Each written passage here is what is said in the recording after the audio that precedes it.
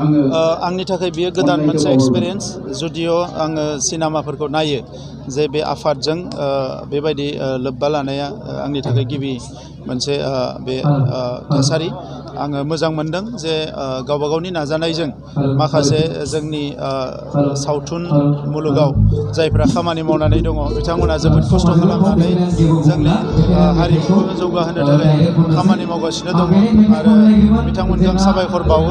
आरो बड'लेण्ड गभर्नमेन्टनिफ्राय फैबाय थानाय समाव जोंनि कालचारखौ जौगाहोनो थाखाय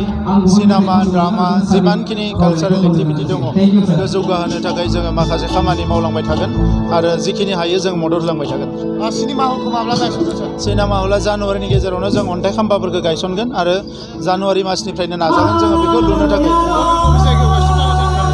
मोनबा जायगायाव थिग खालामबाय जोङो नाजादों जे जोंनि मोनबा जिल्लायाव मोनसे